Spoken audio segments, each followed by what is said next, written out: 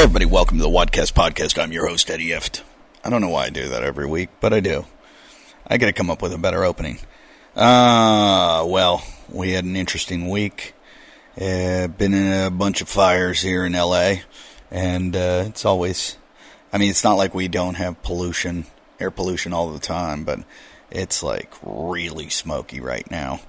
And I went out on a 30-mile training run to get ready for the Wadcast Ultra, which we're doing on November 22nd, 23rd-ish.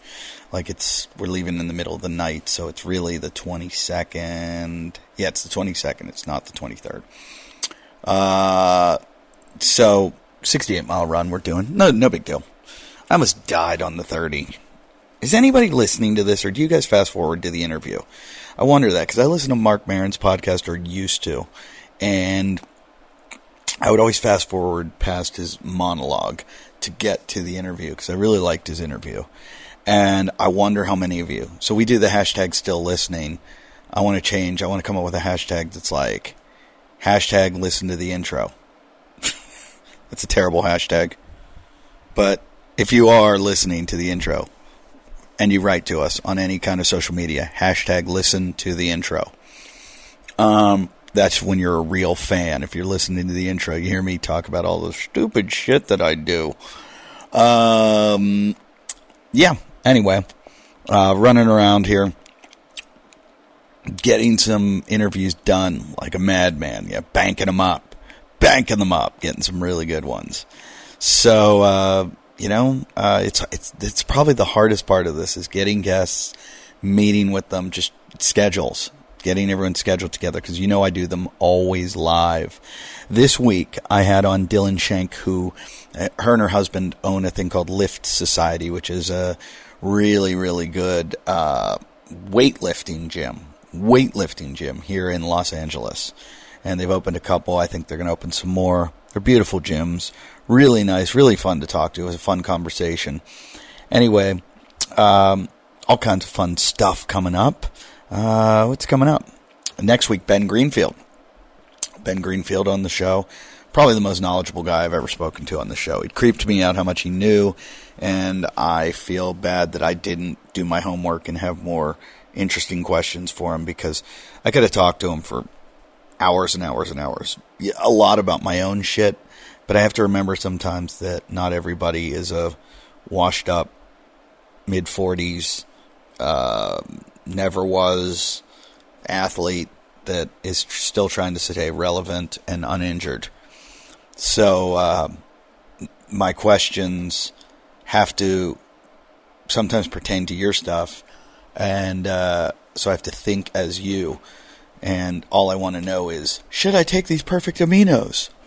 I'm just trying to do everything to keep myself together. When I did the 30-mile run, I didn't realize that going up these big mountains and down these mountains just takes such a toll on my legs and knees. And when we do this, Hunter McIntyre talks about how he's going to do it really fast, and that's why I don't like him. He's not a good friend. He's supposed to support me and stay with me and make sure I get through this and not leave me in the dark with coyotes and mountain lions all around me.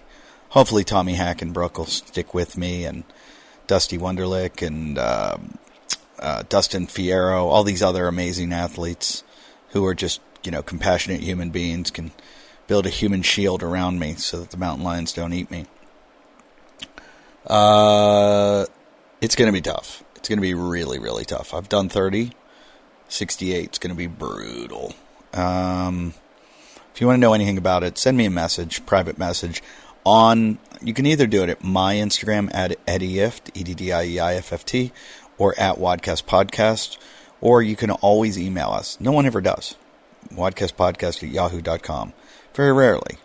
But we do get messages there. Yeah, very rarely. But I get them on Instagram all the time. That's like it's practically your phone number now is your @ sign. So, any questions? You want to get involved with the race? You want to pace us for you want to go 15 miles with us from one aid station to the next? You want to, I have people going, hey, can I come for a mile? Sure. If you want to sit out on the trail and wait for us, or, I don't know, go with us from the beginning and then quit after, whatever you want to do. Let me know. You can still donate. It's a really good charity, guys. All these fires going on. If you watch these firefighters, how they bust their ass, it's a really, really, really, really, really good charity. I've talked to a lot of firefighters. One guy was telling me in Boise, Idaho, he was a smoke jumper, jumps out of the helicopters into the fires. And they take all their gear, and every once in a while their rope will get tangled up into something. And he said the first week of training they told them, you know, the first thing you do, you cut your rope and below you and try to get your gear away from you. And then they try to bring you back up. But if they can't detach you, they're going to cut you from above. Like they have to think about themselves, the helicopter going down. So they're going to have to cut you loose. So you're going to die. These guys risk their lives like crazy every day.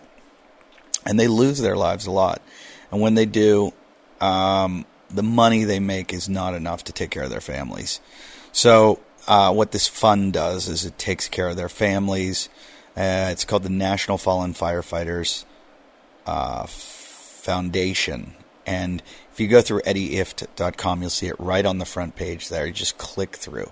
It's really simple. eddyift.com. You'll see it. All of the money is going to them. Every single cent. We are just devoting our time, our egos, our knees, our feet, our ankles, our hips, our ears. Hunter's going to make mine bleed. For this. To do this. And the reason the fires are going on right now as we speak in the area that we are going to be hiking. And I just want everybody to know, yeah, we choose to live here in California, but you can live anywhere where there's hurricanes, tornadoes, there's natural disasters everywhere, volcanoes, whatever it is, you know, storms, you know, tundras, whatever you live in, meteor showers, I don't know, whatever. You live there, you go through it, and we choose to live in California. There's a lot of fires. I've learned to respect these firefighters and watch their job. So you want to donate, go to eddyift.com. Please. The best part about it, I think, is donating. Gordon Wagner did. How about that? I'm going to put Gordon Wagner up as the number one fan of the show. Garth, you heard it. Gordon's number one now. Anyway, best part about donating is it's a good cause, but there's so many good causes out there that you could give to. So many. But the best part about this one is the more money that goes in there, the more pressure I have to not quit and hurt myself more and more and more. So I know you guys would like, if you listen to the show, you're kind of like me and you like to punish people and think it's funny. So you're going to like that I'm out there. Look, right now there's like $1,000 donated. If there's only 1,000, I'm going to have no problem at like mile 40 going, can't make it, I'm done. But if there's like $10,000 in there, I'm like, I can't quit on these people. I got to make it the whole way. And then I'll drag, like my bum leg across there and blood all over me, blisters, feet swelling. So donate for that reason, that you can hurt me. And donate to the show if you want. The way we do it, it's a $5 donation on Patreon. You give $5 a month, and you'll be in the drawing for the Myopucks. The reason I'm just bringing this up, because I'm always going, hey, donate to the firefighters first. I have been using my Myopucks lately a lot because of the run. What a Myopucks is, it's an electronic muscle stimulator. I'm actually charging it right now so I can put it back on. I've been putting it on my knee, my calves. I'm going to put it on my hip. It's just great. You put these pads on, you set it, it sends an electrical signal, and then it just starts pumping your muscle so that your muscle then sends the blood, the bad blood out into your lymphatic system, good blood in. It's way better than icing. Way better. Doesn't close your capillaries. Brings the good blood in. If you ever listen to a Gary Rhino episode, you'll see why one of these things is necessary. And they're worth a lot of money. So if you just give $5 to the show, good chance you're going to get one, okay? And you also get a leopard claw, which is an awesome scraper. Scrapes all the adhesions and everything on your body. It says Wadcast on it. Really cool. So $5 a month will get you one of those. Go to patreon.com/wadcast or just go to the Wadcast Podcast site, wadcastpodcast.com. $5 a month. You get, what do you get? 4 episodes a month, sometimes 5. We never miss one. So do that. Come see me live. I'm going to be, this week, I am nowhere. How about that? I take this week off because it's Halloween. And I am somewhere. What am I saying? I'm taking off Halloween, which is Thursday night. Friday night, I believe I'm off. And then Saturday, big, huge, giant show at the Ice House in Pasadena. I am filming this for a 1-hour special. This is not going to be my special. I'm filming this as like my pre-special. This is my pitch. I need you guys. I've got a bunch of people who have messaged me. I'm giving them free tickets if you're Wadcast listeners. So I'm going to have a little Wadcast section at the show, which is going to be great. I'm excited about that. I want you guys to laugh your asses off, have a good time, and hope that I make the greatest video that I can make that's so funny that Netflix and Hulu and Amazon and HBO and Comedy Central all get in a bidding war over me. And then the week after that, I'm in Calgary. I'm at the, if I can ever find a plane flight. They give me money to buy my plane flights, and then I don't buy them, and then they go up like, it's like $1,000 to buy a flight to Calgary right now. I'm going to be there the 8th and 9th at Yuck Yucks in Calgary. And then the 11th through the 17th, I'm going to be at the Comedy Cellar in Las Vegas. That's in the Rio Hotel. And then I am off the next weekend because that is the weekend we are going to do the Wadcast Ultra on the Backbone Trail.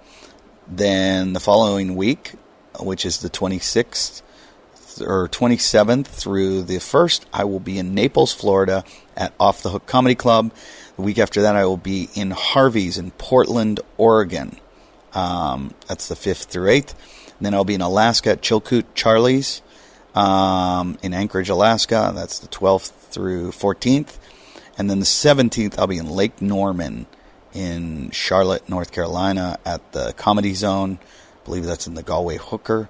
And then I'm off for Christmas. And then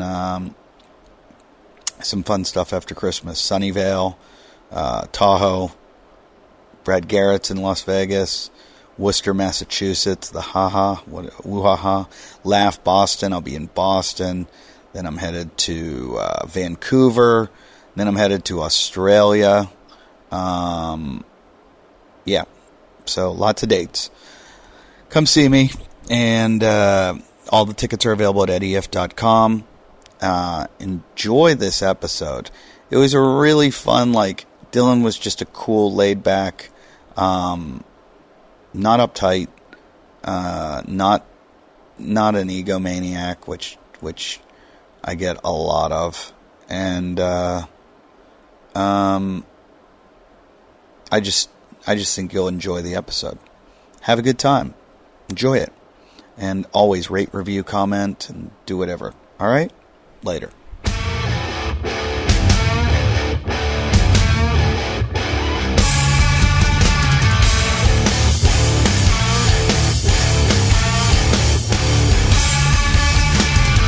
Ladies and gentlemen, welcome to the Wadcast Podcast. I am your host, Eddie Eft. I am sitting in a sort of a strip mall next to a liquor store in the middle of, I would call this Studio City, but it seems close to Hollywood, wouldn't you say? Universal? So technically it's Universal City. Yeah. We call it Studio City, I think Universal City would be better. Yeah.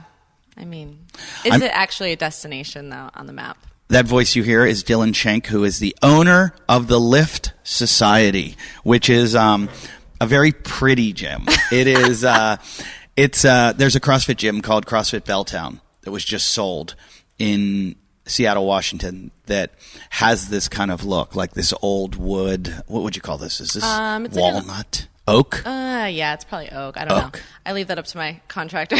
I was like, give me dark wood. I don't really know. So, it's dark wood, some blues, the floors, it's really nice. We have gold accessories. And It's a group fitness place. I'm trying to explain that. You know, why don't I let you explain it, because you'll do a much better job. I would be happy to. So we run an aesthetic-based lifting program. So the space also needs to be aesthetic, and that's really important to us as well. So, we have a very thoughtful design. We also have a mainly female clientele, which when you think of a lifting brand, probably isn't the first thing that comes to mind. And so that is our main audience. That's who we cater to. Obviously, anyone is welcome to lift with us. We have guys, we have girls, all ages, all different types of fitness goals. But I would say people who love to lift, who want to do more of like an aesthetic bodybuilding program, this is like the place for it.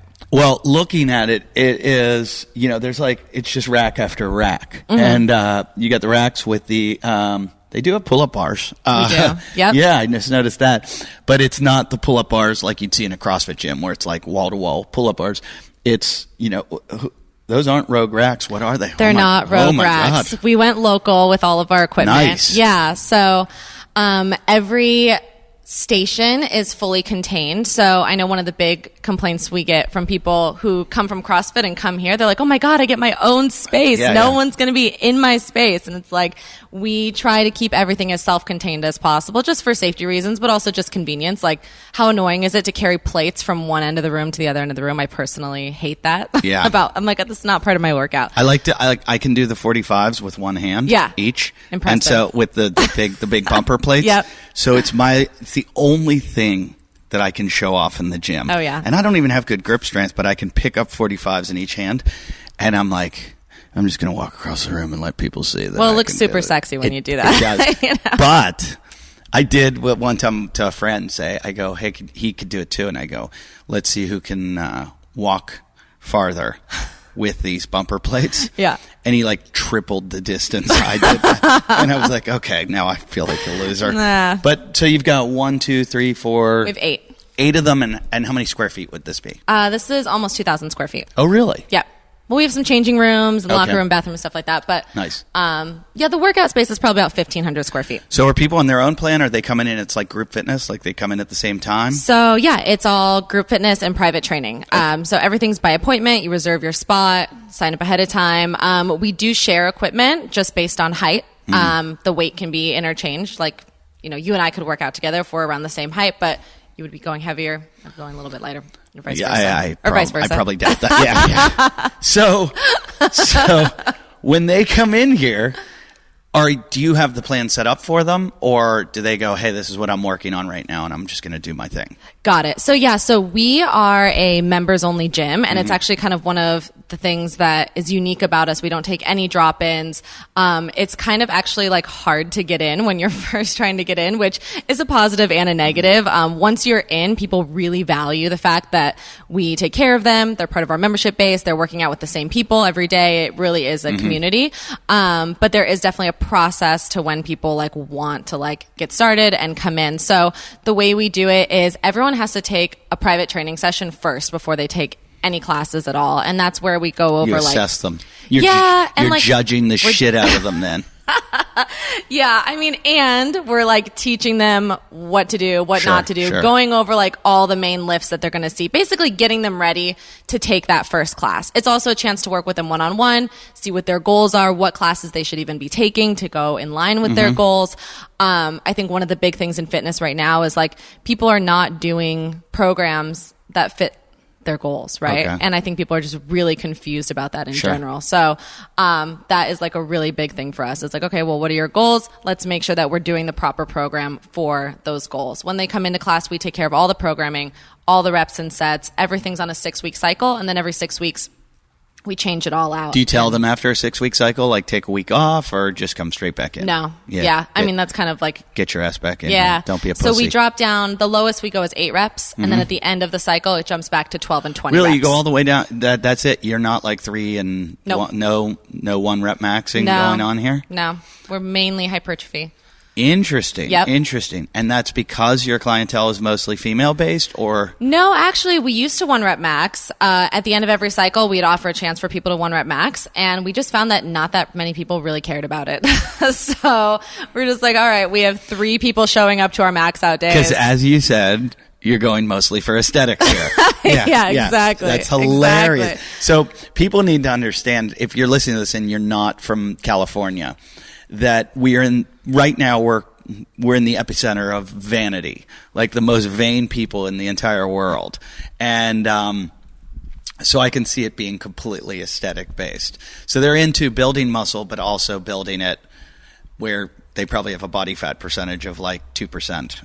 Right. Or, well, I mean, also building, like, we get a lot of people that come in that want to build their glutes. And that's like one of the things that we specialize in. So people will come in, they've never lifted weights before, but don't they know there's a doctor over there that'll inject silicone right into their butt? Yeah, I mean, a friend of mine's a porn star, and she lives, well, she doesn't live here anymore. She lives over there, but she goes and gets these like illegal injections into her butt. Have you heard about the like muscle stimulating injections you can get now? I just heard about this. So this is big in like the influencer community. All the like big booty girls on Instagram. That word makes me want to. That's the word that when like old people go, in my day. Yeah. That's the word that I feel like tipped me over the edge to old person. When I hear influencer, I'm like, if you say it again, I'm going to climb on that building and I'm just going to jump off and kill myself. Yeah. When people are influencers. Well, I feel like now, if you're not already an influencer, there's not really a chance for you to be one. You know what I mean? It's all the old school people that got in on the ground level of Instagram, grew their huge following. But like, it's so hard now to like even grow your following. But anyway, you can get injections in certain muscle groups wherever you want, I would imagine, but specifically in your butt that actually enhances muscle growth in that area. So it's like a steroid. A very specific steroid. It's going to make your muscles enhanced. That sounds like, because I know bodybuilders a lot of times use that oil. They'll inject an oil and you'll see them. It's the most disgusting thing you've ever seen in their life. Their muscles, like, it's not muscle that they have under there. It's like this oil. I got to find out what it is because it's so gross. I'll show you a picture of it and you'll be like, it sounds disgusting. that can't happen. They look like a monster in a superhero film. Oh, so she was getting her butt injections and she told me that she goes to the same person the Kardashians go to get theirs. Yeah. So Dr. Diamond. Oh, there is. Yeah. So I just find that really.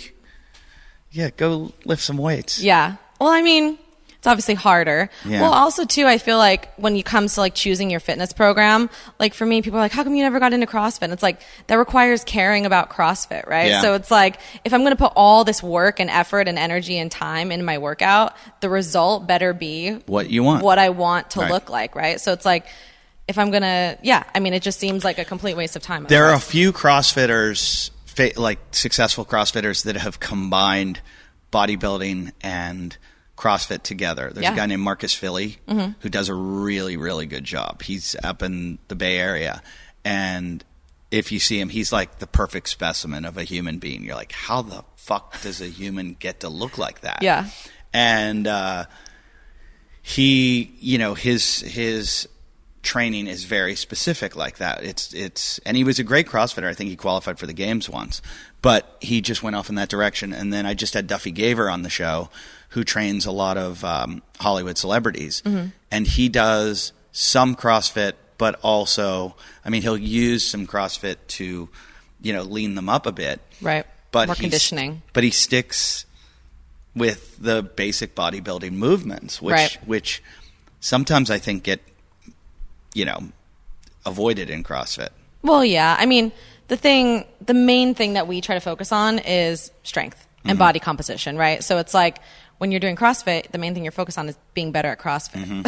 So it's two different, like when you start looking at it that way, it really is two different avenues to follow. True. And CrossFit became this thing of like, you're going to pick up these new skills of like rope climbing and handstand push-ups, and you're going to have all these like party tricks. And I'm like, I don't remember the last time I was somewhere, it was like, oh my God, I need to walk on my hands here. Or I need to do a push-up on my hands right now. Like I could understand like a muscle up, like climbing over a fence or something. Right. I've been chased by the cops a few times. You know, you got to get over that fence. But there are some things that it's like, why do I need to acquire these skills? Right.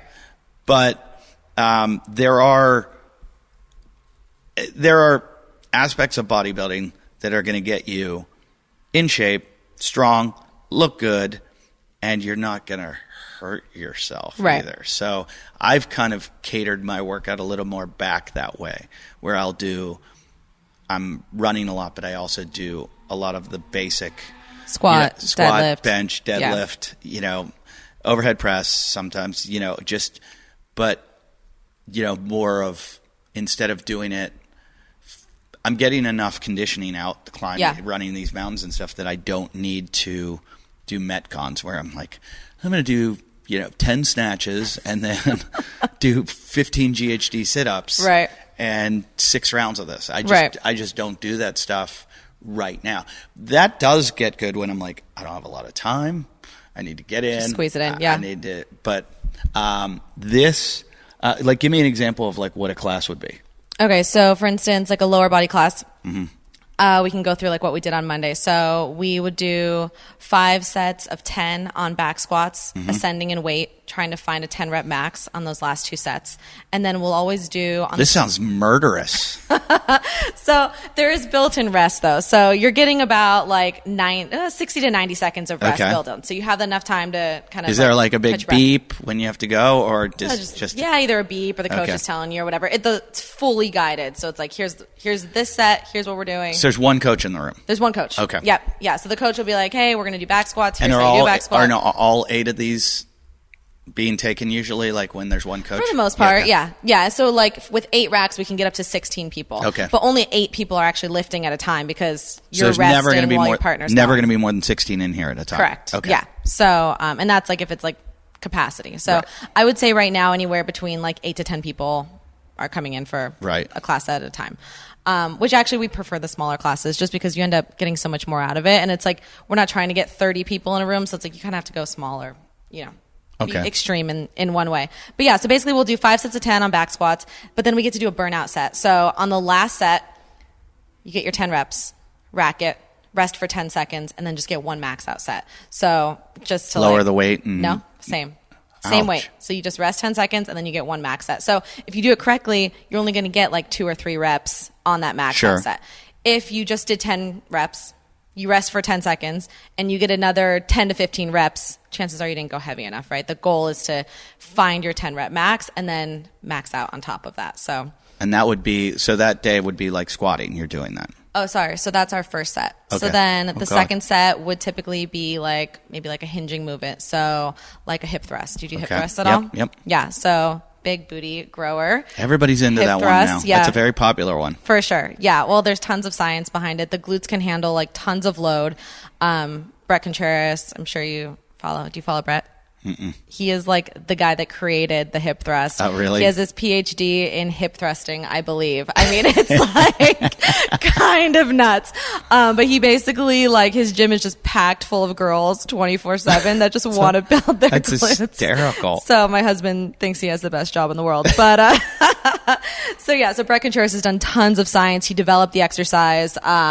There's just more and more research coming out on glute development. So then we'll typically drop down and do like 4 sets of 10 to 12 hip thrusts, and then some kind of like lunge or burnout set. This is going to be like a little bit more lighter weight. So the other day we did like, oh my gosh, it can be anything from like sumo deadlifts, lunges, good mornings. Like it kind of depends on like the muscle group that we're targeting for that day, and then we'll finish off with core. So like 3 heavy leg sets, some core exercises at the end. That's going to kind of finish off like our full leg day.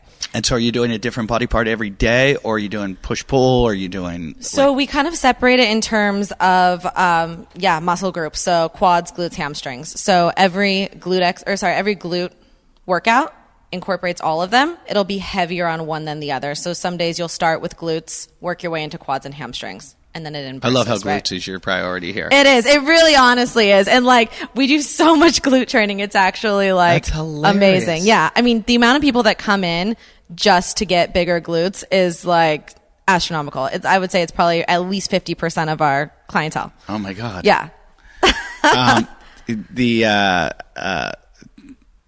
I've been to a thing called, I don't even want to say the name of it, but it was strip show one time years ago in New York City. My friend ran a nightclub. I've told this on the other podcast a million times.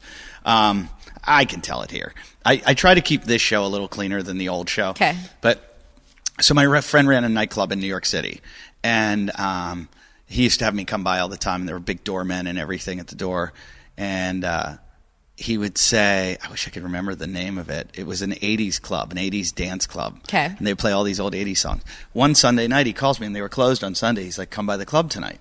So I come by, and I knew all the bouncers, and they're like, what are you doing here? And I said, Michael called me. I'm supposed to come by. He's like, you sure? And I'm like, yeah. So he calls Michael on the walkie-talkie, and he goes, walk him upstairs, where you usually didn't go upstairs. It was always downstairs. And it was called Culture Club. That was the name Club. It was the name of the nightclub on Varick Avenue in New York City, in Tribeca. So, or sort of Soho. So I go, and I walk in. They walk me upstairs, and there are 250 black strippers. And it was called the Pussy Marathon. Oh, my God. And they rented the club for like the whole night. Yeah. And I mean, like all night, all through the morning. And these girls ran it. How many people were there watching it? Tons and tons. Okay. So the stripper to actual, and I'm not going to name ratio. the name of famous entertainers that I saw there, but it was crazy. Okay. I was like in this VIP section that they had corridored off, and the girls would rent the place and then turn it into like a strip club for the night, and the guys would just pay them, and then the girls, from what they made, would pay off the bill of what they owned. Got it. Okay. So it was like they were leasing it out so they could do this. Right. And I'm just watching this thing. I'm like, this is crazy. But the black strippers all had the biggest butts I've ever seen in my life. And it was funny because I went to the Comedy Cellar the next night, and I was telling all the comedians about it. And I remember Chris Rock sitting at the table with us, and while I was telling this story, and he said that the difference between a white strip club and a black strip club, he goes, white strip clubs are all about the titties. Black strip clubs all about the ass. and it's like, I guess white girls just, have, in line, God did not give them asses, and it's like we have to build those up. So we created hip thrusts. Yeah, basically. The hip thrust and the Lift Society. It's exercise. You should just have a big sign that says, we build butts. I know. I mean, yes, it is a huge part of what we do. And I mean, we literally have people who come in, they pay for private training to only work their glutes. So like I said, so our glute class involves quads, glutes, and hamstrings. It's essentially leg day. We have guys that take the class as well. But people who don't want to work their quads and hamstrings, they only want like a huge butt, will come in and just pay for private training and only do glute training. So hip thrust. Weird to me. It's crazy. Do you know that influencer named Jen Settler? No. So years ago when Instagram first started, one of the guys I work with said to me, hey, have you seen this girl? It was before anyone was like an Instagram star. Yeah. Have you seen this girl? All she does is post pictures of herself in yoga pants. And she has this like huge butt, and she's got 1 million followers. And she was the first person I heard that had, and I was like, what? She's got 1 million followers? She's smart, dude. Most people had like celebrities had like 10,000. Yeah. And I followed her, and I was like, she posts a picture every day of her butt. It's genius. And in yoga pants, not even like no bathing suit, nothing. Yoga pants. She's, let's look at how many she has now. Jen Settler. Every guy that's listening to this right now is looking her up. Like, why haven't I been following her? Let's see, search Jen. Oh, this is going to sound a little strange, but I'm interrupting the show to talk to you about another podcast. That's right. There's another podcast that I think a lot of you would like to listen to. Don't close your minds to this. It's called The Gun Industry Speaks. Now, if you hear me talk a lot, you might think I'm a bleeding heart liberal. I'm not at all. I'm what you call a moderate. I am not anti-gun. I'm not pro-gun. I do a joke in my show where I say I couldn't own a gun. I've pepper sprayed myself twice. But I think the gun discussion needs to be a little more open. And a lot of times people tend to run to the polar extreme of either side. Of, you're not going to take my guns, I'll kill you if you take my guns, or you're a psychopath, we need to take all your guns. And I think both sides need to listen to each other a little bit more. And I had a discussion with the guys who are doing this podcast, and I really, it opened my mind a little bit, and I thought, this is where long-form podcasting is a good place for people to have conversations and not have just sound bites being thrown at them in like a steel cage match like you see on CNN or MSNBC or Fox News. So this podcast is called The Gun Industry Speaks, and these guys talk about, there's the debate about guns has been, like I said, all about extremes. And these guys have meaningful discussions and talk about solutions.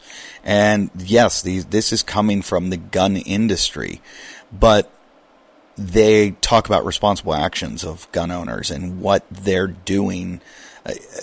I was really surprised to hear all the things that they are trying to do themselves when it comes to improving the background check system. Also, a lot of like gun crime data and what they themselves are doing to keep the guns out of the hands of criminals. So,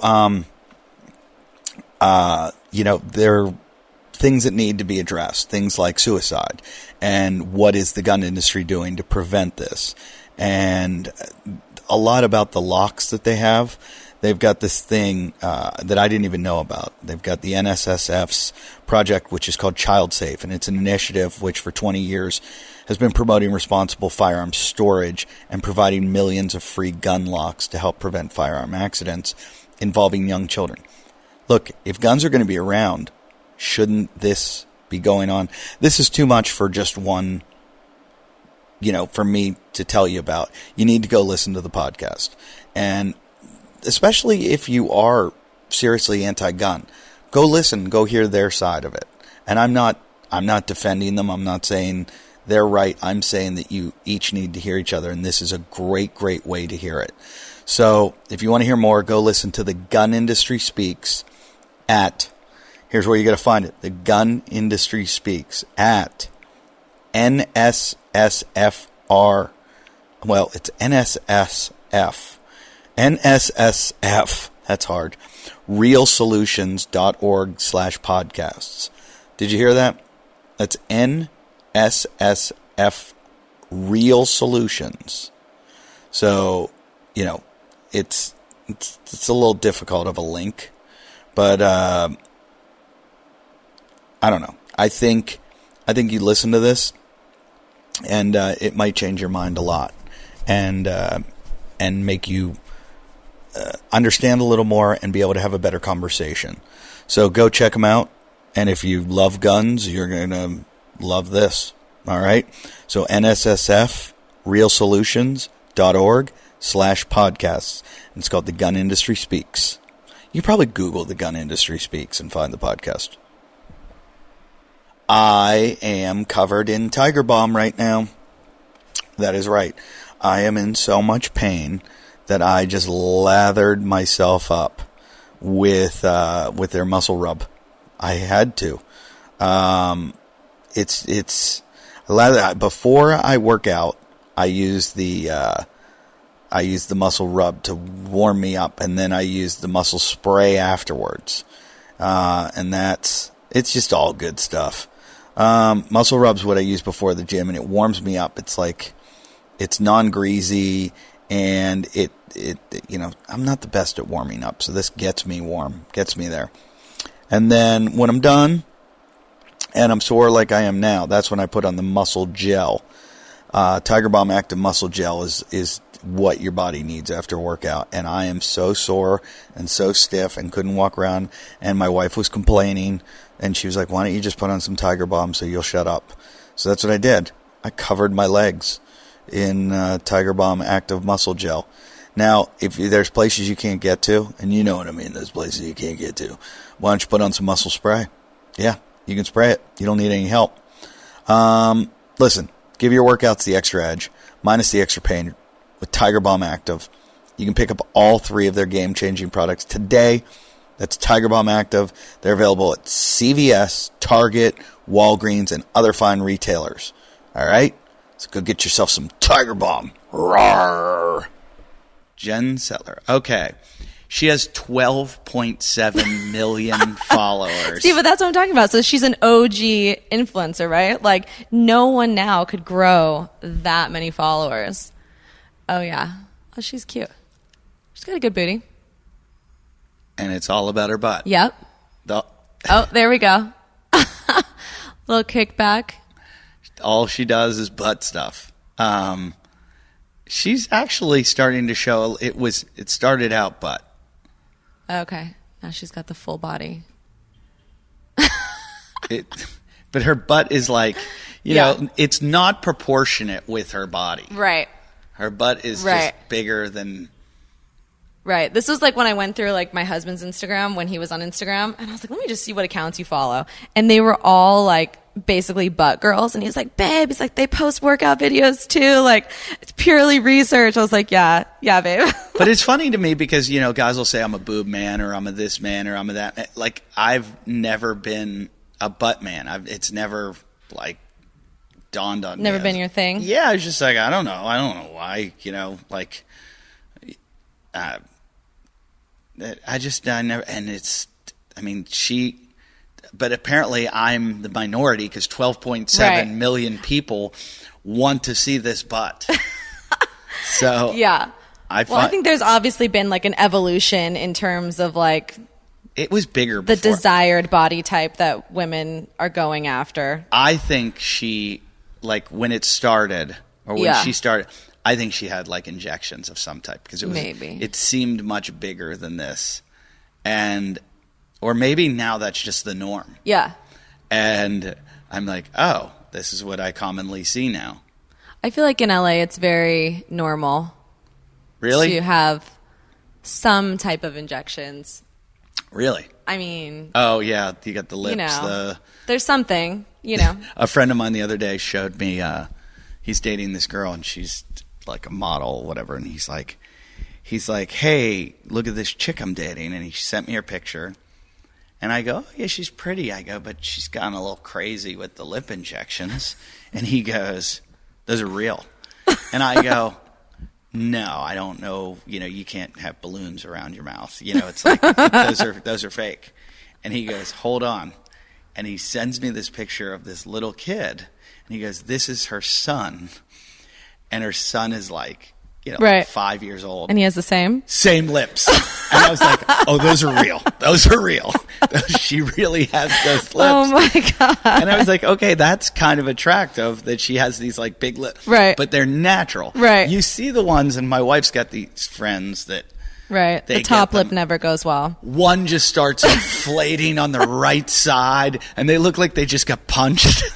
Oh, man. You know, and you're like, you need to go back and get a little... Get a little bit on the right side. It all moved to the other side. I know. They do. They look like they got punched. Yeah. And I don't know. I'm not into I think that we in the future are going to look back at this era and be like, what were we doing? Like, what were we thinking? Like, we're injecting Botox in our face. It's a poison. We are putting poison in our face. Well, you know what TOX stands for, right? Toxic. Yeah. Yeah. I just found that out not that long ago. Oh, yeah. I was like, wait, what? With the internet, it's like, why are you Botoxing when you can Photox? Just fix it on. Just Facetune it real quick. Yeah, you live your life on your phone. Don't fucking do that to yourself. And then I was thinking about how people, like the fake breast thing, I think we're going to look back on and just be like, were we insane? We are putting silicone inside our bodies and implanting it. And it's like we call them fake breasts, but if somebody has like legs that aren't real, they're prosthetics. You know, like you have a prosthetic leg, but fake boobs. Prosthetic boobs. I think we should stick to it's got to all be one word. Yeah, it's got to be standardized. If you have fake boobs, they are now prosthetic boobs. and if you have fake boobs, Not I think a breast augmentation anymore. no, I think you should be able to perform in the adaptive Olympics. And they're like, here she comes around the turn. That's amazing. In the 400 meters. Wow. It's amazing she can do that with those prosthetic breasts. What happened to her? I heard she had them shot off in Iraq. No. She wanted them taken out, and they put it. I just think. Oh my gosh. I think this era we're gonna be. Well, it's like when you look back at the 90s, like the Pam Andersons and like anyone else who just had those massive, massive implants. Like people found that attractive in the 90s, but now we look back and it's like, what were they thinking? The it's massive ones. Yeah. I don't understand at all. Like Agree. that has to be so uncomfortable. Yeah. Like what went wrong in your life Oh my that gosh. you're like, I'm going to get something the size of a basketball. Like when they have them that big. Oh, yeah. Where they get like 2 basketballs. Yeah. It's like you're going to hurt your back. I know. It's terrible. And the doctor that does it, that he's like, yeah, whatever. Yeah. How does like, he you're going to still be fine. How does he still have a license? Oh my gosh. I know. It's crazy. We actually, I'm going to get killed for saying this, but we had a trainer that did that. And she was like the giant ones. Huge, giant.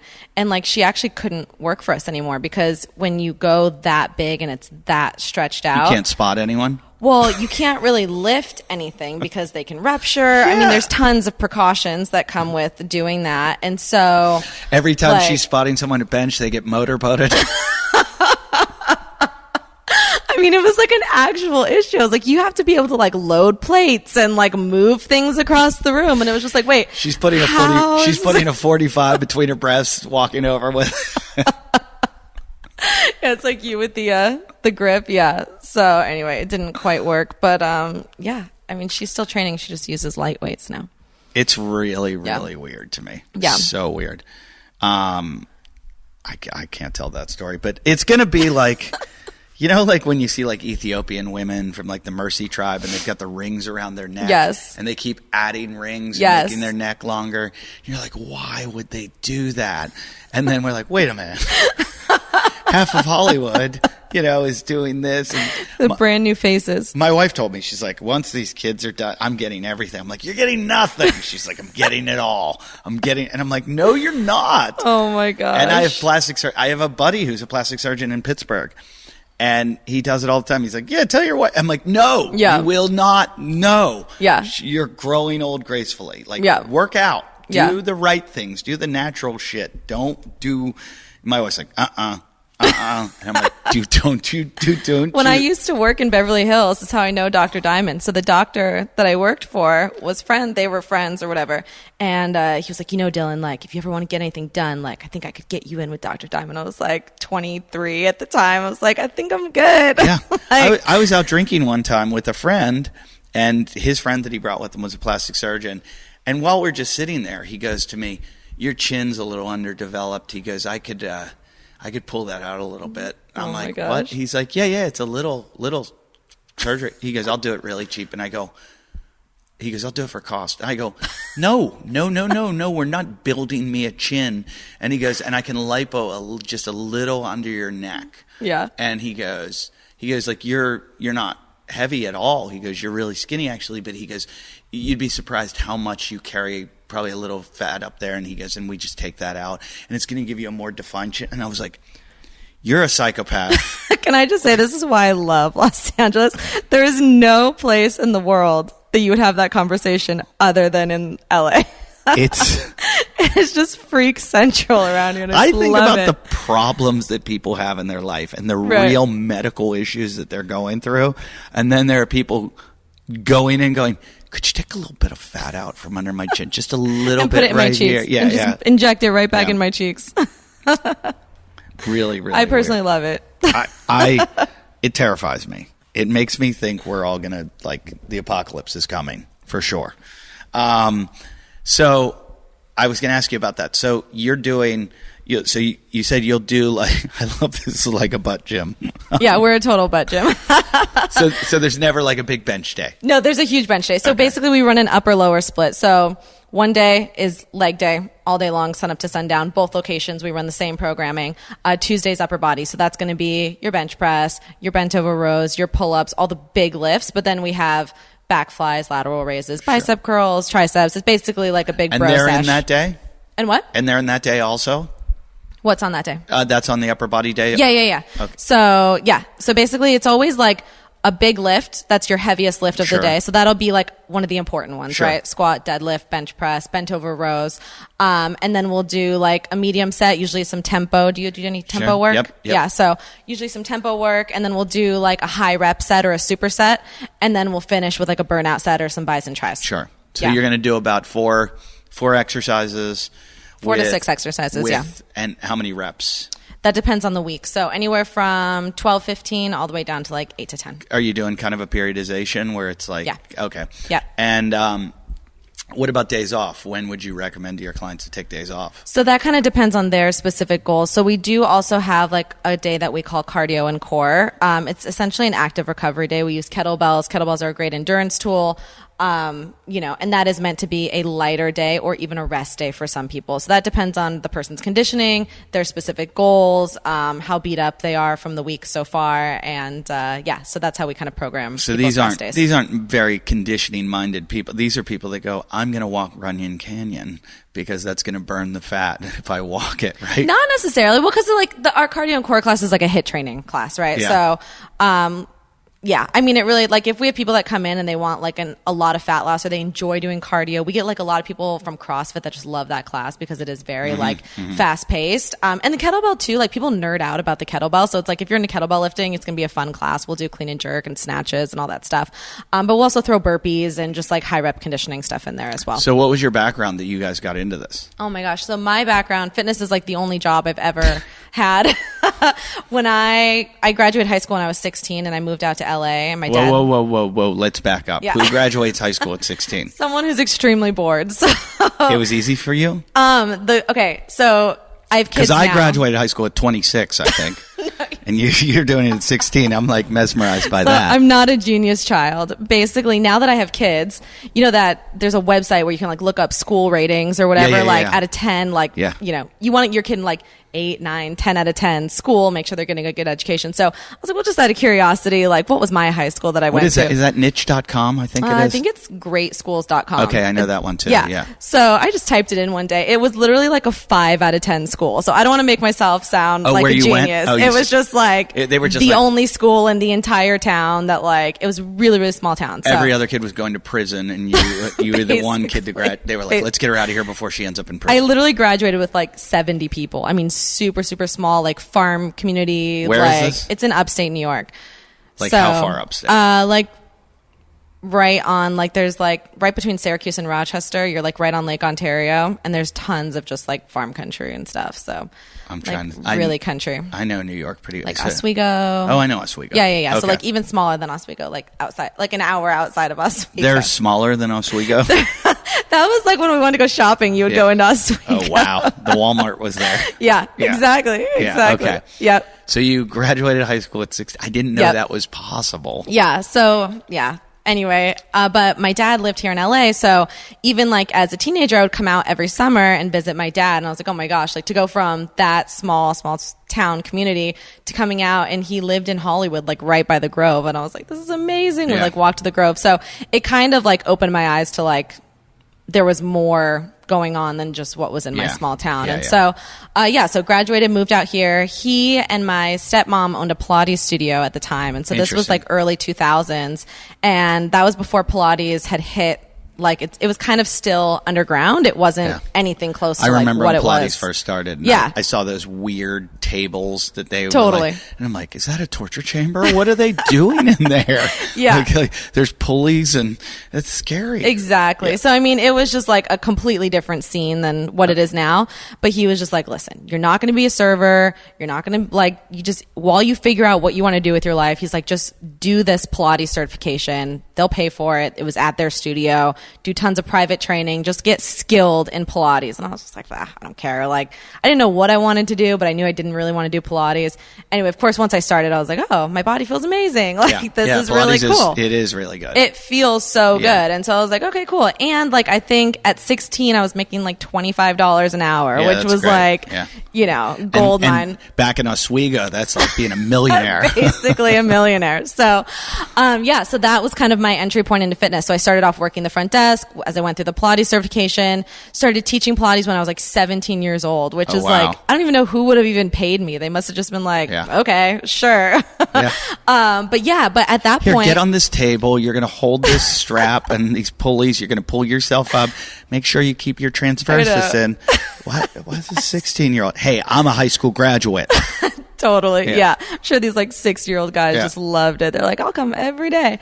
So then basically started doing that. And then, gosh, that was kind of working for my family. It was always an interesting situation. And so I kind of started branching out and wanting to do more, just different things and kind of figure out the rest of what fitness was beyond Pilates. But I had realized that all the girls that I worked with at the studio, they had all left their corporate jobs to become Pilates instructors because it was such a better lifestyle. They were actually making like pretty equivalent income and like they could just choose their own schedule. You have afternoons off. I mean, it's like pretty easy breezy life. So at that point I started to recognize like, okay, like this might be a career. I actually really enjoyed it. I enjoyed working in fitness at the time. So that was when I actually interviewed over the phone at Equinox. Oh, they hired me over the phone. Wow. Which was crazy. I knew nothing about Equinox at the time. Let me tell you about Equinox and their caliber of hiring. Zero. I know this guy that used to work there that never should have worked there. You? Yeah. What were you doing there? I was a personal trainer there. Oh my gosh, and I love it. When they hired me, I was like, "Are you guys kidding? Like, really? Like, you're gonna let me train people here?" And they hired me. It was like when I got hired as a lifeguard. I got hired as a lifeguard, and I really thought it's the opposite of lifeguarding. When I got hired as a lifeguard, my friend got hired at the beach down from me. And he took the test, which was really hard to show that you're like a really good swimmer and runner. And he passed, and they put him on the stand the next day. And they were like, "You're a lifeguard." Is that not normal? I don't know anything about being a lifeguard. Shouldn't he be trained on how to rescue someone? Like, sure, he can swim and he can run, but can he? Okay, I missed that part. And he like never really learned how to rescue. Oh my God. So I came later and I went to the next town. And I did the same thing. I took the test. I passed the test. And I was like, oh, cool. Now I just sit on the beach for the rest of the summer. Did you have to save anyone? Day one, they were like, all right, show up tomorrow with your running shoes and don't drink Gatorade. Don't drink red Gatorade because we want to know if you puke, if it's blood. And I was like, did you just say puke blood? And I went through training. I listened to all these like podcasts of like Navy SEALs talking about their training. Right. And I'm like, we did that? Like, what were they trying to do? Kill us? Like, there were so many things that I'm like, because I ran track in college and we didn't do that kind of hard shit. Right. So it was like really, really hard. But when I was a trainer at Equinox, I swear to God, it was like, hey, so you're a trainer. People are going to come in, they're going to sign up for training, and you're going to work them out. And I was like, cool. Okay. How? And they're like, well, how do you work out? And I'm like, I do like 3 sets of 10, or, I might do like 4 sets of 8, and I'll do like bench one day. I'll do, like buys and tries the next. And they're like, all right, go ahead.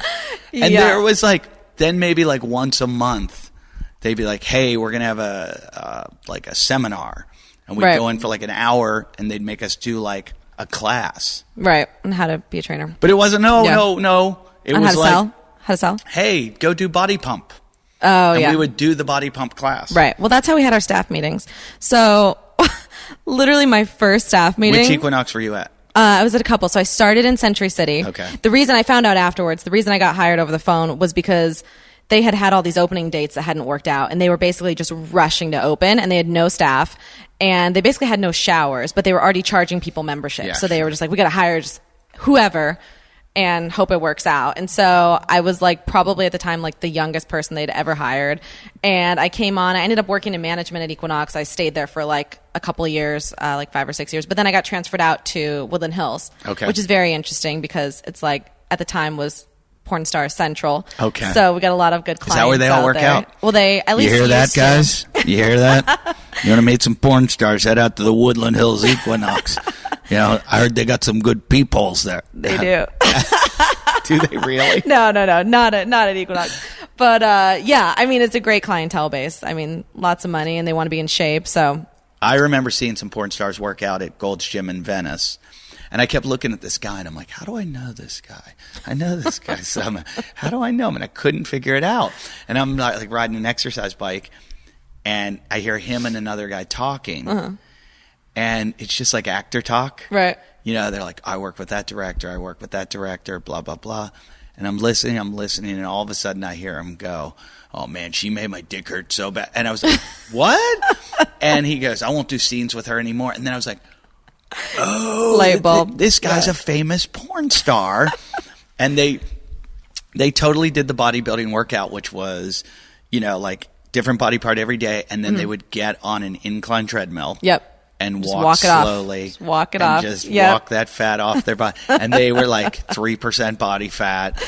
Yeah. And it was really funny. So I guess you saw that at Equinox too. All the yeah. time. I mean, that specific one, just because it's kind of close to like Chatsworth. I don't even know if they film there anymore. Yeah. That's issues with like the permits and stuff like that. I think there was some condom laws. Situations. Yeah. So I don't know what's going on. But at least when I was there, that was the situation, which, that was always fun. People don't realize how much. Like there's Hollywood, and then we're close to the Valley, and that is considered the Valley. The Valley is like the porn capital of the world, and I guess I don't know. Yeah, I've been married for forever now, but it's spread out around the world, I think, because of the internet and everything that it goes on all over But it used to just all be here, right?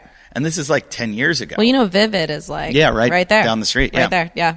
But I think they've all lost their big stranglehold on the business because it's just it doesn't seem like everywhere. you can make an agency can make as much money as it used to. I don't be know able how to make, anyone right? makes money in it. I know, it just seems like it's free. all free. Why does who pays these people? I feel bad for them. And I've got a few friends that are in the business, and I say to them that all the time. And how do they still make money? Well, they obviously do, but they do. They make money, and they're like it's like brand partnerships and stuff, right? No, the niche market kind of thing. Where if somebody's they don't care about people that like them. They want the super fan that will pay to go off site, like onto like webcam or onto like buying all their like heavy merch. But I just feel bad because everybody's, people stand up for like musicians. They steal their music. Right. It's like you're stealing their pornography. That's their work. That's what they do. Right. And they've decided to do this lifestyle, which doesn't look fun or easy by any means, and you're stealing it, and I'm guilty. So I just could never imagine paying for pornography. Like when I still see an adult bookstore, I'm like, what? How does it what exist? Do you like? How? Like when I see somebody going in, I'm like, that's just like saying I don't own a laptop. Why are you going into an adult bookstore? It's so creepy. Yeah. But you were at Equinox there. Training all the porn stars. Exactly. Not all the porn stars. A few. And that's actually where I met my husband. So he was there he was for a porn like star. Exactly.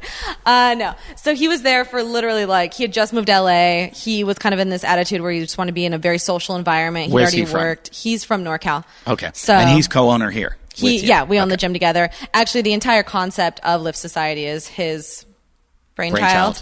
And I'm kind of more like the management, execution of it.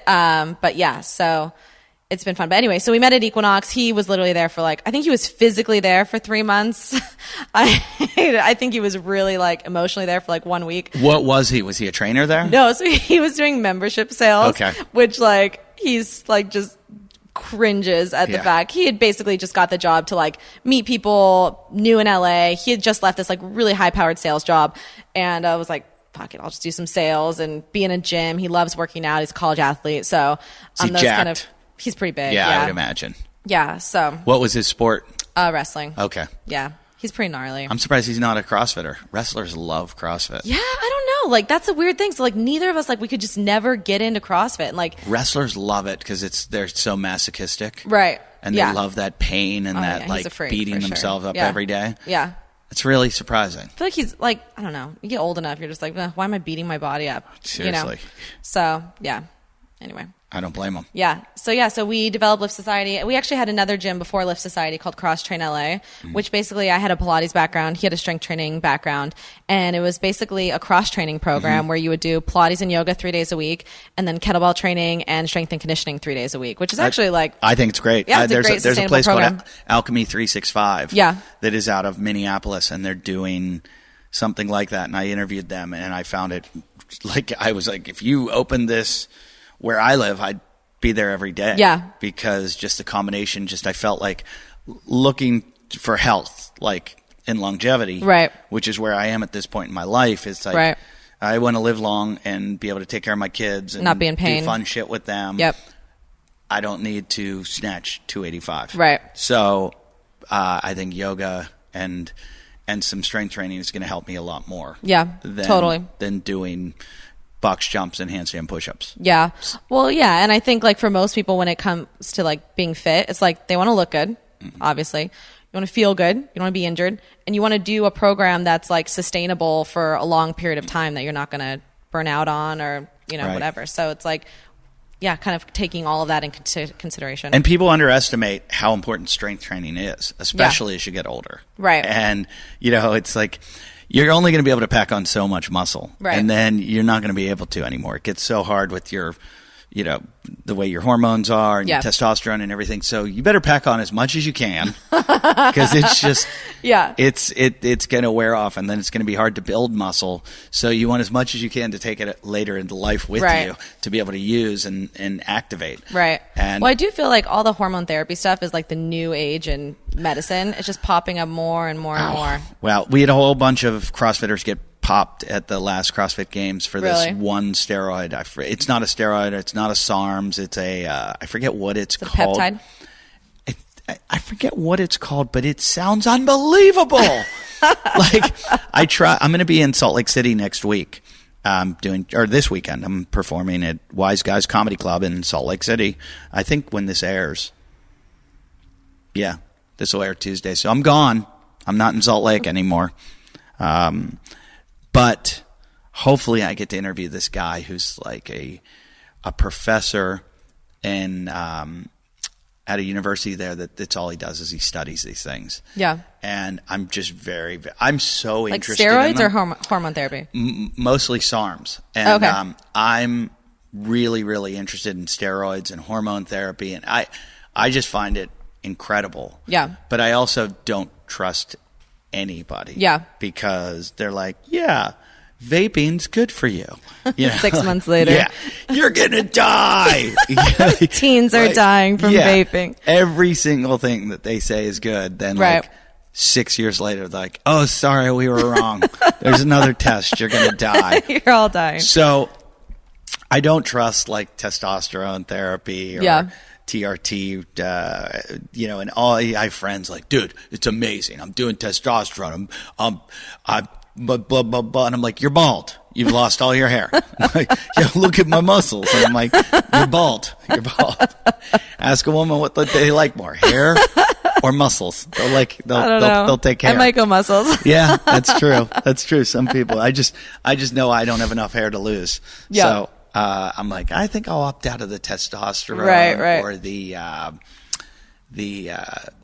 human growth hormone. Oh, HGH. But the other one, this one that they were all taking, I think it's like Endurobol.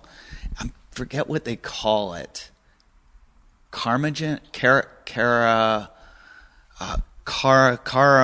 Everybody listening to this probably knows because they're all CrossFit geeks. And they're like, why does he know the name of it? Wait, so I didn't realize they actually test for steroids at CrossFit. Yeah. Cardarine. It's CARDARINE. And that is what a lot of people have been busted for lately. And every one of them claims immunity. They're like, I never took anything. Mm-hmm. It was probably in the supplement that I took. Right. They blame the supplement companies saying that a company will make a whole bunch of supplements and some of it will have cardarine in it. Right. And that was a banned substance.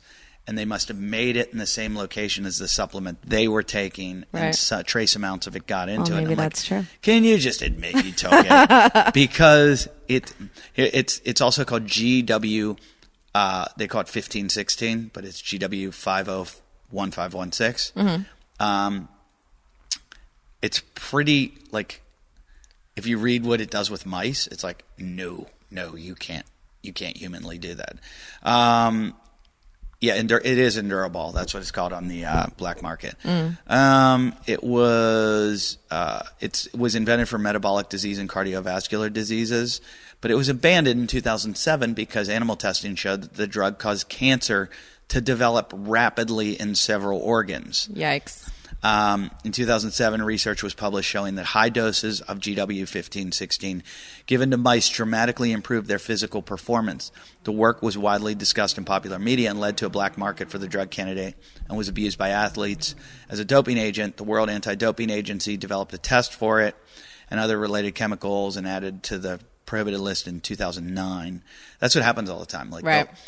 They'll have a drug and it won't be prohibited. They'll use it, and then Right. 3 years later they'll find a way to prohibit it. So people try to get all the drugs that aren't Right. prohibited yet. And you're like, oh, I'm taking this new shit it's not illegal. And then 3 years later it's like, oh my God, it gave you, like Brain cancer. I want to tell the people listening though, like how good it is. Because when I read it, I was like, how do I get this?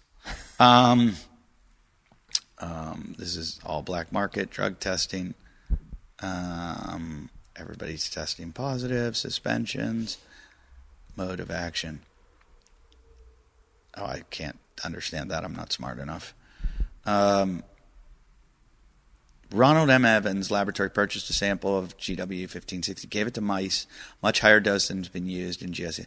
They found that the compound dramatically increased the physical... Okay. Basically, what I read about the mice study was they were able to double their endurance. Double. Now, that's not going to happen in humans, but in mice it was doubling their endurance. Yeah. Wow. And so you're taking a drug that can double your endurance. Right. Yeah. Especially for CrossFit. That's God. So So a bunch of people just got busted for using this? 6 people. Okay. And I think every one of them was like, I didn't know that it was in there. It's I just feel amazing. yeah. I was drinking Gatorade. I think Gatorade's made in the same factory as Love it. It helps enhance endurance, stamina, and metabolism. It's gotten very popular amongst bodybuilders and athletes. And they'll find that people chose to stack cardarine with SARMs such as ostarine. I got to get a steroid expert on this show because I know nothing about them. Do you know any? No, not really. I'm surprised. You own a gym. I'm surprised there's not a guy in the locker room right now like, hey, this is just my gym bag. Supplements. Do you ever see those guys that just go everywhere with their gym bag? Dude, I have a friend. He literally carries a backpack. He lives a block from the gym. He walks in with a huge backpack all the time. I'm like, what's your deal? You literally walk a block. He's like, I have this. I'm like, you don't need a backpack, dude. For all the supplements. Yeah. He's like, I got my liquids. I got my keys. I got my AirPod. I'm just like, all right. And he dude. probably goes in the bathroom and sticks a needle in his quad muscle. Oh my God. Wait, I just want to, here it is. What to expect from cardarine. They sell it online. You can buy it. Wow. Improve cardiovascular performance. This is just broad. It's not giving us anything good. People use it when they're cutting. Preserve muscle. Okay, this is just like, you're just basically saying it cures everything. This is somebody selling it. Yeah, so I'd love to have, because I've gone down the wormhole a few times with guys that are expert CrossFitters who know about it. Right. I'm not going to name names, but I've said off air, if you were to do steroids, what would you do? And boy, they know. They know exactly. They had a lot of thoughts on that. What you should take and when you should take the combos and all that stuff. Yeah. It's so confusing. I mean, and bodybuilders, they have no shame. Or the strongman competitions. They're like, really strongman too. Oh my I knew God. bodybuilding for sure. Yeah. There was a post on T Nation about it the other day. Did you see it? No. It said basically like bodybuilders, like tons of drugs, physique athletes, slightly less drugs, bikini competitors, different type of drugs. Like it just had everything. That's hilarious. I got to see that because in bodybuilding, I think it's funny that there's like everybody knows they're all doing, it's almost like a drug competition. Right. How good are you at taking drugs and eating tons of food? Right. And they work hard. I don't want to take anything away from how hard they work in the gym, but you're not going to get like that just working hard in the gym. You have to eat enormous amounts of calories. Oh my gosh, yeah. And you have to put tons of drugs in yourself. So they have natural bodybuilding competitions. Right. But they have... Does anyone go to those? They have busted people at those for using drugs. That is terrible. Yeah, people cheat at anything. Hey, people just want to win. Yeah. Like anything to win. Really weird. Yeah. So how long have you been open here? So we established Lyft Society in 2016. Okay. Yeah. So, oh, wow. You've been going for 3 years. That's great. Yeah. So basically the way it kind of worked was, so we had that brand Cross Train LA. It was essentially like body weight training and like some light kettlebell stuff. It wasn't like you were going heavier than like the most would be like 60 pounds, which is like relatively light when it comes to like lifting weights. Do you and your husband coach classes at all? A little bit. Yeah. I would say we both coach like 10 hours a week or something like that. We do a lot of private training as well. Okay. But basically he and I just started sneaking off to the gym and doing our own like lifting workouts. And he was the one that was actually just like, I was having a lot of like back pain at the time. And he was like, I think you need to deadlift. I think deadlifting would like solve your back pain. I just think you need to like build some strength. And I was just like, nope. Cause like Pilates and yoga and hiking was like my thing. Right. And I was like, not going to do it. Who says a bad back is a weak back? That's not Bergeron. I forget who it is, but one of the lifting. Louis Simmons says it. Oh, yeah. So started deadlifting. Back felt so sore, first of all. Like I'd never lifted anything ever. And I was sore for a week after the first time I deadlifted. And I actually didn't even do a full deadlift. All we did was we put it on the safeties, so it was elevated like to bench height. And it was an empty bar. And I literally brought it from bench height to standing. So it was basically just the top portion of a deadlift. And I was sore for 7 days.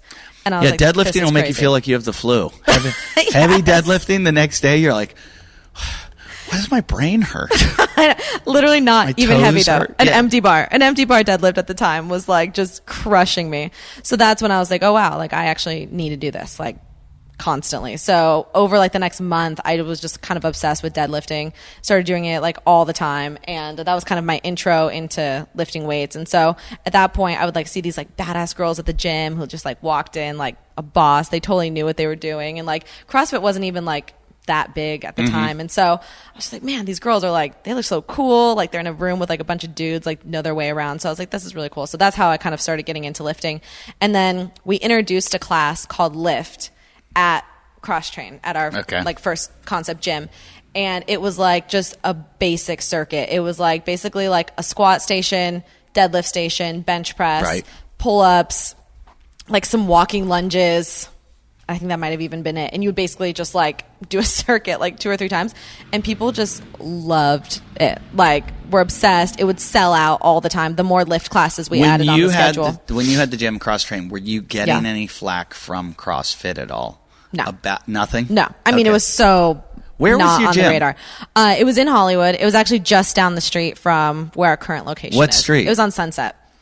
Oh yeah, I saw it. Yeah. I know where. Yeah. So like, there's like a Chibo. Chibo's is right there. We're like right next to there. Yeah. So it was like a little side street. It was like totally hidden. It was like upstairs in this building. And so, basically when we started adding these lift classes, we were just like, okay, clearly there's a need for something and we don't know what it is, but we basically took like a year and a half or 2 years and developed what is now Lyft Society. So like, we changed. I mean, I feel bad. All of our clients were like totally along for the ride, but they were just like, what are we doing this week? Like, as we were like tinkering and thinking through, like, how do you do basically personal training in a group class environment with adequate rest, but not too much rest, but just enough rest. And like, what's the rep scheme like? And like, that was like another reason. So we actually started off doing more of like an athletic training program. It would be like super explosive. We'd have 2-minute rest periods.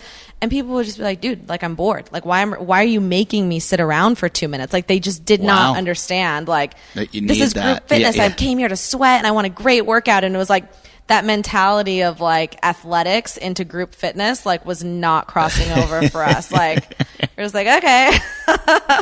So then it was really just kind of like tinkering with like how much rest time can we get away with having, where people are going to be like, you know, not getting bored, but also like having. But sometimes if you're doing well. heavy weights, you need that rest period. Well, that's part of the reason, not the only reason, but that is part of the reason why we don't do 1 rep maxes, because such a small percentage of the population actually understands the reason why and like the appropriate rest time. Like most people are not that smart when it comes to fitness. Sure. And if they're sitting around, it doesn't feel like they're working out, yeah. right? And especially when you're maxing, you're not neciterally even sweating, right? You're only doing 1 or 2 reps and you're taking a 2 to 3 minute You couldn't rest, give me enough time to break. I literally, I have a gym in my house. I will walk in the house, like watch a TV show and go back out and do the second That's set. perfect. 30-minute rest. I'm like, okay, I'm ready for this again. Yeah. Because I hate 1 rep maxing. Yeah. I hate it. Yeah. I don't mind it. Like low sets of like 3s. No, I hate everything lifting, but I do it. It just makes me miserable. Well, but maybe you need to discover the hip thrust and some I probably some booty should building exercises. My booty's getting built walking up all these hills. It could be your right new now. thing. It could be your new thing. That's what hurts the most when I'm training in the hills and my hips and like butt, my glutes. I'm like, oh my God. Yeah. You know, climbing a mountain. Oh my gosh. I just did 2 mountains yesterday. I went 4,000 vertical feet, and it was just like, I went up 1, down, and then back up, and then back down. I was like, that was brutal. It was like my own personal torture. I would never. It was bad. Ever. And it was, yeah, I run down and walk up because, you know, running up would just I'd die. Not happening. Yeah. Do you follow Jesse Itzler at all? No. He's like serial entrepreneur, totally like wacky guy, but like awesome. He does these like ultra marathons. Yeah. And that's he pretty just much did this, like, what I'm mistakenly doing. Yeah. It is. This is considered an ultra, and it's the stupidest thing I've ever done. And I'm just reading, like David Goggins yesterday was in the Moab 240. Oh yeah. And he got a pulmonary edema. I just read about this. Yeah, he got a pulmonary edema, and they took him to the hospital because his lungs, you know, there's fluid in the lungs, and that's fine. And then he went back. Right. He went 7 miles off the course. Yeah, and then he backtracked 7 miles. If I went 7 miles off the course, I would keep going off the course to my house and like, never come back. Call it. I would be so mad. Yeah. So David Goggins actually lived with Jesse Itzler. Funny that you like bring that up. He wrote like a whole book about it called like something seal. Oh, so I know Jesse Itzler. His wife invented Spanx. Yeah. Okay. Exactly. Yeah, living with the seal. Yes. Yeah. It was just like how I kind of like came to find out about both of those guys. I was like, this book is crazy. Did you read it? I didn't read it. Was it Goggins that lived with It was them? him. Yeah. Okay. So like basically Jesse would say like he was just like basically just dreaded this guy because he would wake him up at all hours of the night. So he started like locking his bedroom door at night. He was just like, I can't deal with it. Just let me get a good night's sleep. And of course, this guy's a seal. He just breaks right in and Goggins wakes him is a crazy man. So you're not getting away from that guy. He's like a door lock. Like that's not going to keep me out. Dude. Yeah. It's a funny concept. I have a very wealthy friend who would do something like that. Yeah. Would hire a Navy SEAL to come like smack him around and make him do crazy shit. But the ultras, the group that did it last year that I know, one of the guys got rhabdo. Crazy. And I just was reading about the woman who's the best ultra racer in the world. It's a woman. It's really good. And she tiny? She won Moab yesterday. It's 230, I think, 230 miles they go. That's crazy. And one race, she got temporary blindness during the race. Oh my God. You obviously stopped. I don't even know how these work. You stop and sleep in between? Like, how does this work? I guess those guys do because they're going like for like multiple days. They're like 2.5 days, 3 days. Like my 68 mile, we're just going to do it in 24 hours. That's not people that are like real ultra play. They're like, oh, you're going less than 24 hours. And I'm like, well, it might take 24. And they're like, oh yeah, you'll be on adrenaline. You're fine. You'll be on adrenaline the whole time. I'm like, I don't think so. That doesn't sound right to me. It's so funny because I'll do like a 6-hour run or something, and then I'll be hanging out with my wife like that night, and I go, on race day I'll still be going. Does she run? No, not at all. I'm like, like I'll wake up in the morning. I'll be like, I'll still be going.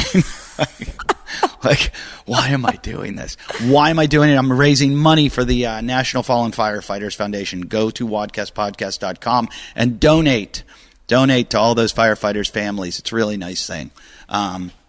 They take care of the families after these guys.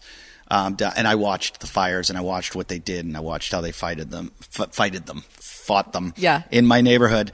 And it was amazing. And they take care of their kids afterwards. Like, they don't have dads anymore, or moms. And it's terrible. And so they make sure they have school and education paid for. They give them scholarships, all kinds of things. Wow. So that's why I'm doing it. So I joke about it a lot, but I'm really doing it for this cause, and also for my ego, so that I can like look at people and they're like, I ran a marathon. I'm like, really?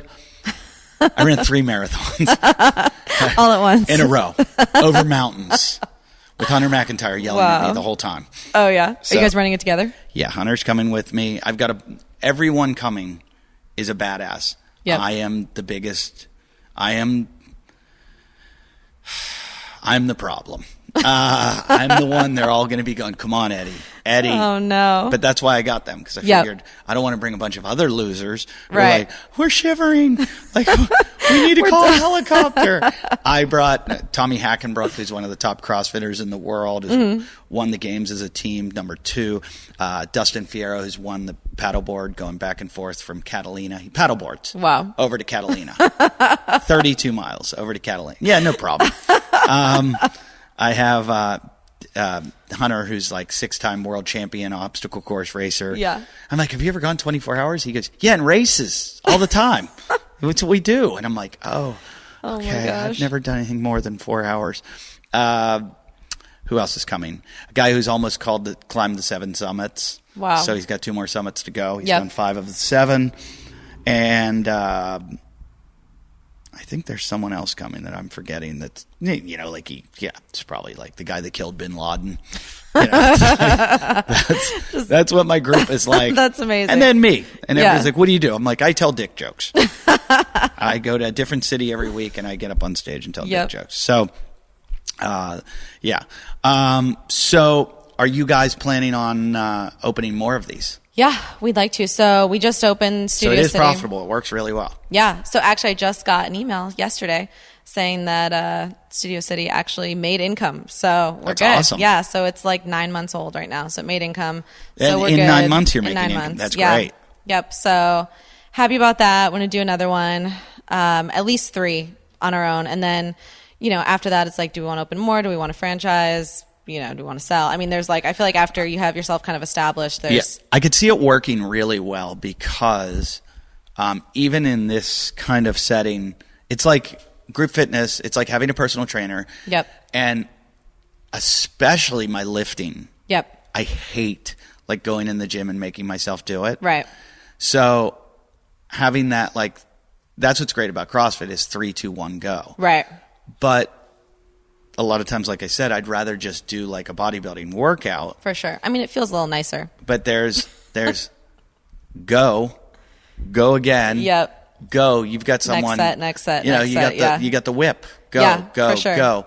So this is kind of a more controlled environment. I like it. I think it's a great concept. Definitely. And yeah, I mean, you end up just inevitably, you take more rest time when you're at the gym lifting on your own. Oh, you have no idea. Or the equipment is not available and you're like, oh, cool, I was going to squat today, but there's only one squat rack and this guy's been on it. You know what I mean?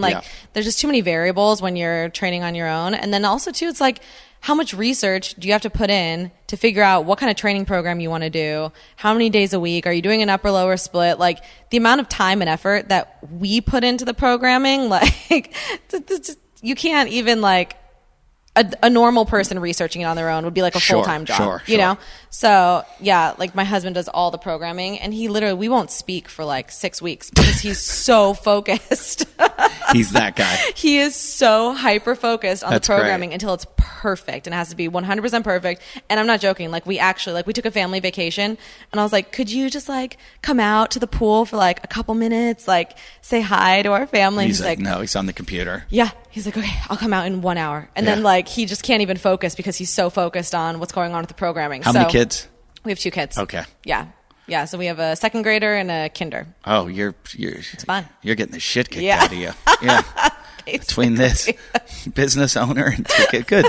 I'm sure that's real easy. I know. I'm like, can't you volunteer at school? I'm like, no, I'm sorry. I can't.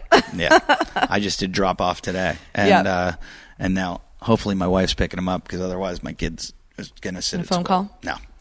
I told her to pick her up. The girl, I have a girl and a boy. Okay. And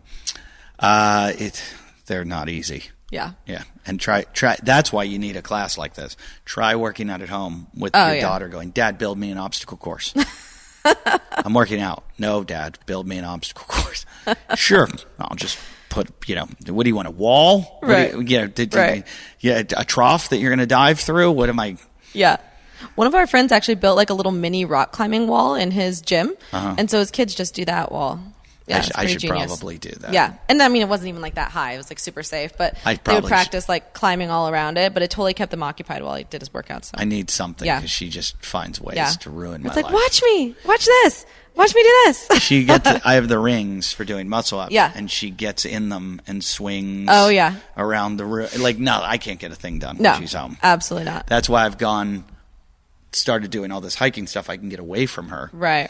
But now she just got her own camelback and she comes with me. And just Is she into it though? She's into everything. That's awesome. She's a psychopath. She's 5 years old and they're going to put her in a home soon. I love it. So you do think you'll probably open more of these? Yeah, we would like to. Great. That's the goal. So yeah. I think the question is just where, when, Open one up in Malibu. I'll come by. Yeah? Yeah, Calabasas, over the hill that way. I know. I could see it doing really well in Calabasas. Really well. All those women from Hidden Hills coming down. Oh, yeah. Wanted to build the booty. Yeah. Yeah. I mean, I don't want to overemphasize the booty, but we do upper body as well. All the guys give in. We have bench press. Actually, we have so many women that want to get like strong upper bodies as well, toned arms and and actually a lot of guys that are getting into like glute training. So it's really crazy. Like when you look at someone who's like extremely athletic, they actually have pretty decent sized glutes, right? Sprinters. Yeah. Oh my God. It's crazy. So it's great. And football players too. Yeah, it's like, why am I looking at guys' asses all the time? I have no idea. But yeah, so I mean, everyone's into it. For guys, we're just like, it's a leg day. You're going to hit your quads, glutes, hamstrings. For bench press, you're going to hit your chest, back, triceps, lats, all that stuff. So yeah. So how can people find you? So on our website, there's basically an application. We can get you in for a consultation, come in, check it out, see if it's a good fit, and then we move forward with membership. And it's Lyft Society. That's it's not Lyft like the car service. Right. It's LIFT Society. And then are you on Instagram? We're on Instagram at Lyft Society. At Lyft Society. So follow them. This was really fun. Yeah. It was really fun. Sometimes I'm not going to lie. Sometimes I talk to these CrossFitters or whoever I have on, and it's just the most boring episode. It's informative, right? But it's boring. You were a lot of fun. I appreciate it. You. And check it out because it's a really cool concept, and it's beautiful. Go just look to see how beautiful this gym is. It's I kind of like it. I mean, like sometimes I think, you're working out, you just doesn't matter, rough, blah, blah, blah. But when you have to come day in, day out, right? Nobody wants, we want to lay on older, a pile of dirt, you know? When I used to like to get drunk, dive bars were fine. But now when I want to get a drink, I need a nice place. That's a great analogy. I completely agree. Yeah. If I was training for the Olympics, okay, I could go into some fucking dive garage, gym. But now when you're just worrying about staying in shape and looking good, I want something nice. I want to go somewhere and feel good. So beautiful. So clean up your gyms, people. Make them look a little nicer. I mean, it looks like you guys put a lot of work into this, and it looks really, really nice. Check them out at Lyft Society. What's your husband's name, by the way? David. Can we find him on Instagram? Is he some Adonis that's like... He goes on and off the gram mostly for his own personal enjoyment. And then freaks out and gets angry? He is an anti-Instagram. Oh, really? So, yeah. I mean... Like he has an Instagram that he makes fun of Instagram? Correct. Yeah. Can we follow that? Yes. What is it? Do you want to know what it is? Yeah. It's at Positive Vibes Method. Is he making fun of everybody on Instagram that is super positive? Yes, he is. Oh, that's awesome. You would actually like him a lot. That's awesome. I have a new thing that I've been doing. I posted just the other day on my way back from the airport. My Uber driver was I saw too talkative. Yeah. And I think, did you see the Instagram post or the story? No, I just saw the Instagram post. I didn't watch the whole thing, though. Oh, my God. The story? I didn't see the story. I posted, I've never gotten such feedback like this. People are like, this is the funniest thing you've ever done. I just lied to him. Oh, my God. From LAX to the Pacific Palisades. It's a long ride. I told him that me and my wife were into tantric sex and we were part of a swingers club. I was using Ronnie Teasdale's thing about how we sun our buttholes. I was telling him that I sell guns to militias. What was he saying? He just believed everything, was cheering me on. Oh, he was like, this is amazing. And I told him that I'm on it. Do you eat any specific diet? I was like, yeah, I only eat beans. Legumes. First I said, I only eat legumes. He's like, can I ask you, does that give you gas? I'm like, it's like a nuclear holocaust in my house. I go, my wife's going to leave me. He's like, well, why do you do it? I go, I've never felt so healthy in my life. He's like, where do I find out about this bean diet? So I just, oh my gosh. So I'm going to be doing every week, Uber lives on my Instagram where I just lie to Uber drivers. You just have to take really long routes. Yeah. No, I don't. Amazing. Because so it takes me an hour to get to the airport. Oh, yeah. And back. Oh, perfect. And you're traveling all the time. So I got an hour with these people that just start asking questions. Wow. I do really value, I got in an Uber last night and he had classical music playing. Oh. I was like, yes. There should be a little thing when you get your Uber. You go. Prefers not talking. Would like to not talk. You can. I mean, when you get in, they'd look at you like, this is the whole reason I got into Uber was to meet people, and you don't want to talk to me. I tweeted, I said, I feel like my Uber driver should have paid me for the therapy that I just gave him. But because it was kind of like a hostage situation. Right. And Uber wrote me back, and they're like, let us know what the number, what blah blah, will handle this. I was like, no, I don't want this guy like losing his job, especially for all the lies I told him. Oh my gosh. But thank you very much for doing it, Dylan. And one more time, what's your husband's Instagram? It's Positive Vibes Method. Positive Vibes. I can't wait to see that. This is awesome. Thanks a lot. Thank you.